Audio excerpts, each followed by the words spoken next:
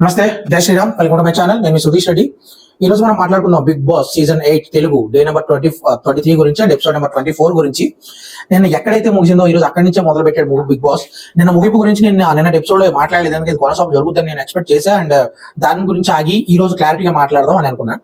So నిన్న Yashmi సోనియాని last లో nominate చేసింది. లాస్ట్ లో నామినేట్ చేసినప్పుడు యష్మి చాలా పాయింట్స్ చెప్పింది. ఏంటంటే సోనియా పృథ్వీని నిఖిల్ని ముందుకు తోసి తన వెనకుండా ఆడుతుంది అని, అండ్ తనైతే తన ఓన్ గేమ్స్ ఆడట్లేదు అని కొంతవరకు నిజం ఉంది. అండ్ దాని తర్వాత సోనియా ఎక్స్ప్లెనేషన్ ఇచ్చింది, నేను మళ్ళీ వచ్చి నిన్ను తోసేశాను, నేను ఎత్తి పడేశాను కూడా కదా, అండ్ నేనైతే భయపడ్డాను, ఫిజికల్ గేమ్ లో నాకు కంట్రోల్ ఉండదేమో, అందుకే వాళ్ళిద్దరిని తోసి నేను వెనకాల ఉన్నాను, ఏదో కవరప్ చేసింది. Well and good. But Yashmi దాని తర్వాత నువ్వు ఆడాల్సింది కదా, నేను ఆడలో చూసాను, నువ్వు కేవలం వాళ్ళిద్దరిని చూస్తూ ఉంటే అలాగా ఆడితే నువ్వు కేవలం వాళ్ళిద్దరిని చూస్తూ ఉంటే అలాగే యష్మి నాకు మిగతా గేమ్స్ కూడా చూడాలి కదా అని ఆవిడ జనరల్ గానే బేసిక్ గా సోనియా కొంచెం సెటరికల్ వేలో మాట్లాడుతుంటది. ఇది ఒక సెటైర్ టైప్ లో వేసింది అక్కడ, జస్ట్ ఒక సెటరికల్ టైప్ లో.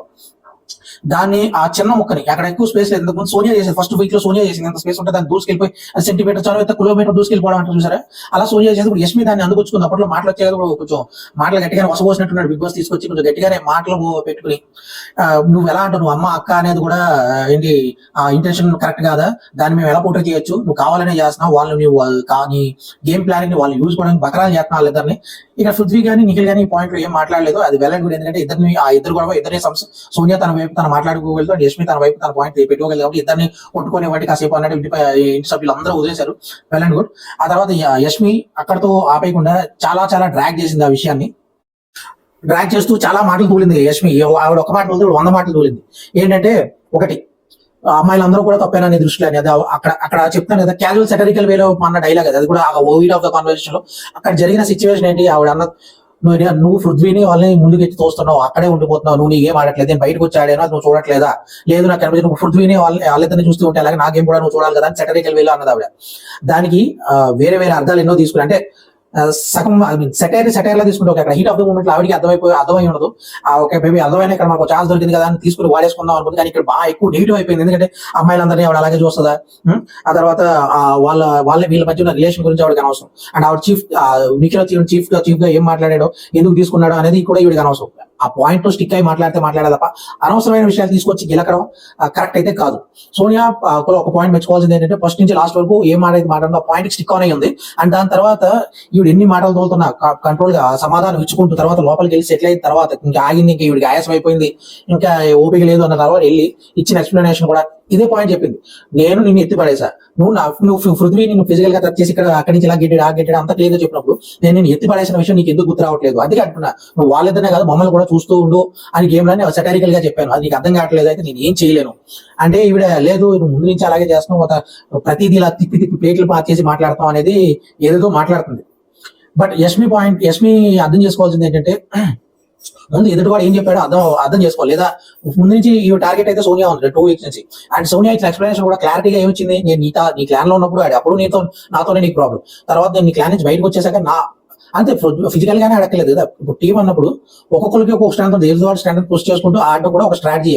వీళ్ళు ఫౌల్ గేమ్ ఆడారు తప్ప స్ట్రాటజీ పరంగా కరెక్ట్ గానే ఆడారు. అది కూడా ఫౌల్ గేమ్ అయితే నేను ఒప్పుకుంటాను, చాలా ఫౌల్ గేమ్స్ ఆడారు శక్తి టీం వాళ్ళు, బట్ స్టిల్ స్ట్రాటజీ ప్రకారం వీళ్ళు కరెక్ట్ గానే ఉన్నారు, అదైతే ఒప్పుకోవాల్సిన విషయం. బట్ అది యష్మికి అర్థం కావట్లేదు. దానికి చాలా వరకు నీట్ గానే బ్రీఫ్ గానే ఎక్స్ప్లెయిన్ చేసింది సోనియా. బట్ స్టిల్ ఆవిడ ఇంకా మన దగ్గర సమాధానం లేనప్పుడు కన్నీళ్లు పెట్టేసుకుంటే ఒక సింపతి క్రియేట్ అవుతుంది అన్న విషయంలో యష్మి సక్సెస్ అవ్వచ్చు. ఎందుకంటే తర్వాత ఇంకా ఏ ఆన్సర్ లేక ప్రేరణ పట్టు నేర్చేస్తుంది, ఒక డ్రామా అయితే క్రియేట్ చేస్తుంది, ఫేక్ డ్రామా, అది క్లారిటీగా అర్థమవుతుంది. దాని తర్వాత విష్ణుప్రియ వీళ్ళందరూ గుంపు ఉంటారు. అంటే వీళ్ళు అండ్ విష్ణుప్రియ అండ్ సీత ఎంత బ్యాక్ పిచ్చింగ్ తయారయ్యారంటే వాళ్ళ టీంలో ఉన్నప్పుడు వాళ్ళ టీం వాళ్ళు సపోర్ట్ చేయకుండా వీళ్ళు వేరే టీం వాళ్ళతో కూర్చొని వాళ్ళ టీంలో ఉన్న మైనస్ వాళ్ళతో డిస్కస్ చేస్తున్నారు. ఇంకా దీన్ని ఏమనాలో కూడా మనం చెప్పలేం. అండ్ దాని తర్వాత సీత విష్ణుప్రియని పృథ్వీకి ఎలా లైన్ వేస్తుందో ఇమిటేట్ చేస్తూ చాలా బాగా చేసింది సీత. దాని తర్వాత సోనియా నిఖిల్ బయట కూర్చొని మాట్లాడుకుంటున్నారు, ఏంటంటే నిఖిల్ ఎలా అపార్థం చేసుకున్నాడో సోనియా, ఎందుకు అపార్థం చేసుకున్నాడో సోనియా తన పాయింట్ ఆఫ్ వెర్షన్ ఇచ్చింది. అండ్ ఇంకోటి ఏం చెప్పిందంటే నువ్వు ఏమైనా సరే యష్మి ఏ విధంగా తను బ్లేమ్ చేసిందో, ఎంత క్లారిటీగా బ్లేమ్ చేసిందో ఇవన్నీ చెప్తూ, అండ్ నువ్వు ఎలా ఉన్నా నేను యాక్సెప్ట్ చేస్తా, అందులో నా ప్రాబ్లం ఏం లేదు జీకెల్, బట్ నువ్వు ఈ రోజు అయితే నా హార్ట్ బ్రేక్ చేసావు అని ఆమెకి ఉన్నట్టు సూట్ గానే చెప్పింది. అండ్ కొన్ని మాటలు చెప్పింది, అవి అయితే నాకు నమ్మసక్యంగా అనిపించలేదు. ఏంటంటే నేను నన్ను తెలుసుకోవడానికి వచ్చిన 30 ఏళ్ల జీవితం ఇక్కడ 3 నెలల్లో కనిపిస్తుంది. దాని తర్వాత మనం ఎలా మలుచుకోవాలి అదంతా ఓకే, కానీ లాస్ట్ లో ఫ్యామిలీ ఏమనుకుంటుంది అనేది ఆ ఫ్యామిలీ మ్యాటర్ పట్టుకునే కదా ఫస్ట్ వీక్ లో విష్ణుప్రియతో అంత గోలా చేసింది. బట్ అంతే ఫ్లిప్పింగ్ మాటలే ఉంటే కూడా బాగుంటుంది.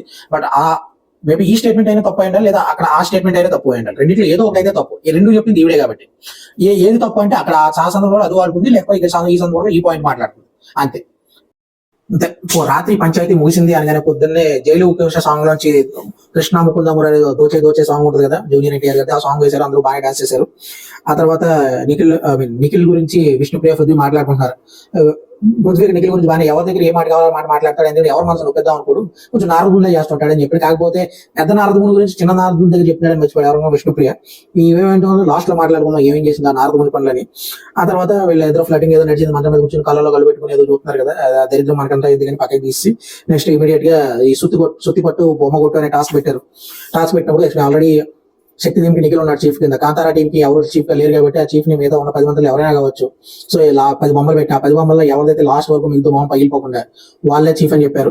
ఫస్ట్ చీఫ్ గా ఉన్నాడు కాబట్టి నిఖిల్ కి డైరెక్ట్ గా సుత్తి తీసుకుని ఆ అవకాశం ఇచ్చారు. తర్వాత ఎవరైతే నిఖిల్ ఎవరి బొమ్మ అయితే పగలగొడతాడో వాళ్ళు ఆ సుత్తిని అక్కడ పెట్టి ఇద్దరు ఎవరైతే ఫస్ట్ తీసుకొస్తారో నెక్స్ట్ వాళ్ళకి ఇవ్వచ్చు అని చెప్పారు. నిఖిల్ ఫస్ట్ ఆదిత్య ఓం గారిని పగలగొట్టి, మీరు వయసు ఉంది కానీ మీ దగ్గర ఇది ఏదైనా గొడవల్లోకి వెళ్ళి ఆ పెద్ద రాయిలాగా మనకి ఎవరు అబ్బాయి చెప్పాడు కదా, 4 పొయ్యిలు 2 పొయ్యిలు మీకు 2 పొయ్యిలు నాకు అని పెద్ద రైట్ తీర్పు, అలాంటి తీర్పులు చెప్పడానికి మీరు రావట్లేదు కాబట్టి మీ బొమ్మ కొట్టేస్తున్నానని చెప్పాడు. ఆయన ఓకే నాకు అర్థమైంది, నువ్వు ఎందుకు చేసావు, ఓకే వెళ్ళని కూడా ఏం పర్లేదని చెప్పాడు. ఆ తర్వాత విష్ణుప్రియ వీళ్ళందరూ మణికంఠ వీళ్ళందరూ ఆదిత్య గారిని అడుగుతున్నారు, నన్ను చాలా మంది అడిగారు అని చెప్పారు. మొత్తానికి ఆదిత్య గారు తీసుకుని ఎవరు ఎక్స్పెక్ట్ అన్ఎక్స్పెక్టెడ్ థింగ్ అని పృథ్వీకి ఇచ్చారు.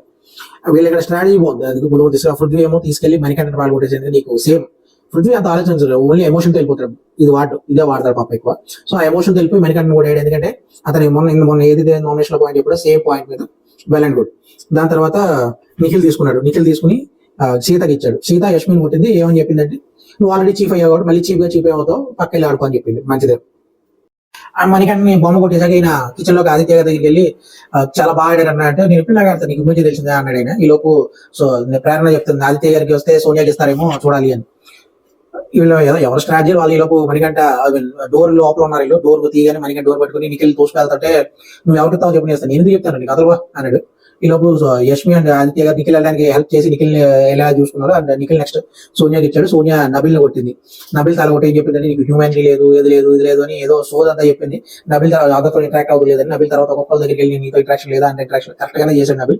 సోనియా ఏమందంటే నేను ఇంకా బ్యాటిల్ కంటిన్యూ ఆయన యుద్ధానికి సిద్ధంగా ఉన్నాను, సో ఆ యుద్ధాన్ని ఇంకా కంటిన్యూ చేద్దాం అన్నట్టే చెప్పింది. I want continue the battle అని కదా. నబిల్ కూడా ఎందుకు ప్రతిసారి అలా డిఫేమ్ చేస్తుందా కరెక్ట్ కాదు అది అని బాధపడ్డాడు. కరెక్టే, ప్రతిసారి అంత మనిషిని టార్గెట్ చేయకూడదు, బట్ పగబట్టింది ఏం చేస్తాం, ఇద్దరి మధ్య అలా నడుస్తుంది బిగ్ బాస్ లో కాబట్టి మనం దీని ఉద్యమంలో ఆయన కూడా వేరే స్ట్రాటజీ వచ్చి ముందుకు వెళ్తే బాగుంటుంది.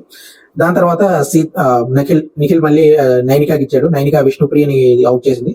ఏం చెప్పిందంటే నీలో ఆ ఉత్సాహం కనిపించట్లేదు, ముందే నువ్వే చెప్పు, నేను ఇంకా రెడీగా లేదని, అందుకే తీసిపడేసాను నిన్న చెప్పింది. నెక్స్ట్ విష్ణుప్రియ నైనిక మాట్లాడుకుంటారు, అది గుడ్ స్ట్రాటజీ. నైనిక ఏం చెప్పిందంటే ఎవరో ఒకరు మన టీమ్ లో ఎందుకు, సోనియా వెళ్ళిపోతే మనకు గొడవ ఉండదు కదా వాళ్ళ టీమ్ కి, అందుకే తీసేసాను. సో లాస్ట్ సోనియా వెళ్తే మనకే మంచిది, సోనియా వెళ్ళిపోవాలనుకుంటున్నాను మా టీం నుంచి అని.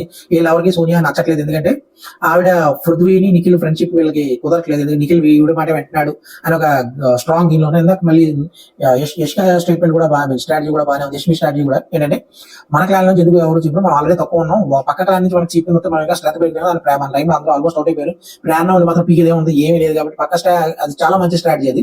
కానీ నబిల్ అంటే ఆమె స్ట్రాటజీ నేను ఎందుకు, నా స్ట్రాటజీ నాకుంటాయి కదా, నేను ఒప్పుకోను అది అనేది, ఎప్పటికైనా అది మంచి స్ట్రాటజీ, కొంచెం ఆలోచించాలి కదా కొన్నిసార్లు. ఓకే మంచిదే.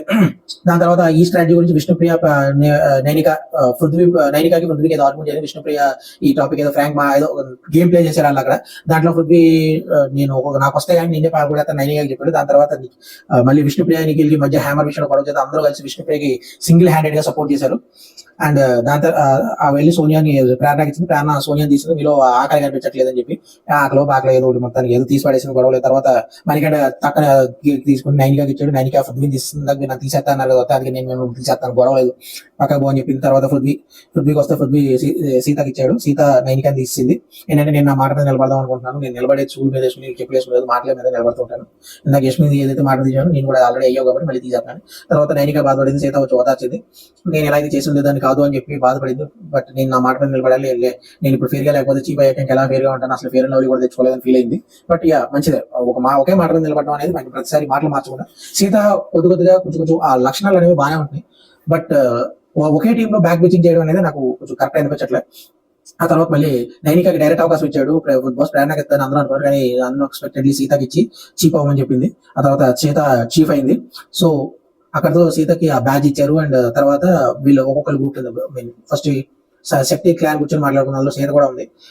విష్ణు లాక్కుంది కదా, దాని గురించి అందరూ నీకు సపోర్ట్ చేశారు, దానికోసం ఇంతపడి మరి నువ్వు ప్రేరణకి ఎందుకు ఇచ్చావు అని చెప్పి ఎవరికి ఇచ్చింది విష్ణుప్రియ నైనికాకి ఇవ్వాల్సింది, సారీ విష్ణుప్రియ ప్రేరణకి ఇచ్చింది. నువ్వు సోనియాకు లేకపోతే సీతకు ఇవ్వాలి కదా, ప్రేరణకి ఎందుకు ఇచ్చావు అంటే నేను ఆల్రెడీ మాట్లాడుకున్నావు అని చెప్పింది. బట్ టీమ్ తో మాట్లాడాను ఆల్రెడీ అని చెప్పింది. టీం అంటే పృథ్వీతోని సీతతోనే మాట్లాడి నైనికాతో సీతతో మాట్లాడిందంటే అంటే మళ్ళీ కన్సిడర్ చేయలేదు అయితే అని సోనియా చెప్పింది టీం కింద. టీంలో నేనే లీస్ట్ కన్సిడర్, అది నేను చెప్పలేకపోతున్నాను, కానీ అందరికీ నేనే లీస్ట్ కన్సిడర్ అని ఆబ్వియస్ గా నేను కన్సిడర్ చేసినట్టే వాళ్ళు అదనమాట. ఆ తర్వాత సీత ఓకే ఆవిడ అయింది, సంచాలక అయింది. బట్ ఇక్కడ నైనికాతోని వీళ్ళతోని మీకు మాట్లాడకుండా వాళ్ళకి క్లాన్ తో డిస్కస్ చేసుకోవడం వేరు. వాళ్ళ క్లాన్ మొత్తం హౌస్ అంతా కలిసి సోనియా మీద పగబెట్టి ఉన్నారు. అదైతే క్లారిటీగా క్లియర్ అర్థం అవుతుంది. ఎందుకంటే ఆవిడ పృథ్వీ అండ్ నిఖిల్ సపోర్ట్ చేస్తారు, నిఖిల్ అయితే సపోర్ట్ చేయట్లేదు, కాబట్టి న్యూట్రల్ గానే ఉంటున్నాడు. టైం వచ్చినప్పుడు సోనియా తప్పైనా కూడా చెప్పడానికి రెడీగానే ఉంటాడు. బట్ ఎమోషనల్ బ్లాక్ మెయిల్ కొంచెం ఆలోచిస్తాడు. అటు పృథ్వీ అయితే డైరెక్ట్ గా సోనియా ఏం చెప్తే చేస్తూ ఉన్నాడు, కానీ ఆయన తెలియట్లేదు అంతే. బట్ అది ఒకటి కన్సిడర్ చేసుకుని వీళ్ళందరూ పగబట్టాడంటే అది ఆవిడ మాటలు ఫ్లిప్ అవడం, ఎదుటి ఎంత మాట వస్తే అంత మాట అనేయడం, సందర్భం లేకుండా మాట్లాడడం, ఇవన్నీ కూడా ఆ గొంతు మెయిన్ గా నోరు మంచిదైతే ఊరు మంచిదైతే చూసారా. సోనియాకి అక్కడే ప్రాబ్లం వచ్చింది, నోరు మంచిది కాదు కాబట్టి అక్కడ అందరికీ వ్యతిరేకం అవుతుంది. అలాగే యశ్మి కూడా, అందరూ జాతి రత్నాలే ఉన్నాయి ఇక్కడ, ఆ యశ్మి కూడా తక్కువేం కాదు. అండ్ విష్ణుప్రియ మామూలుగా కాదు అసలు. ఎంతలోకి కొంచెం అబ్బాయిలే అబ్బాయిలు కొంచెం పర్ఫెక్ట్ గానే కామన్ కంపోజ్ గానే ఉంటున్నారు, ఈ అమ్మాయిలు కొంచెం రచరచ చేస్తున్నారు ఈ సీజన్ అంతా కూడా. సో అంతా ముందు ఎలా సాగుద్దు. సో ఇక్కడ అనాలిసిస్ ముగిస్తూ రేపు అనాలిసిస్ లో మళ్ళీ కలుసుకుందాం. Bye, good night.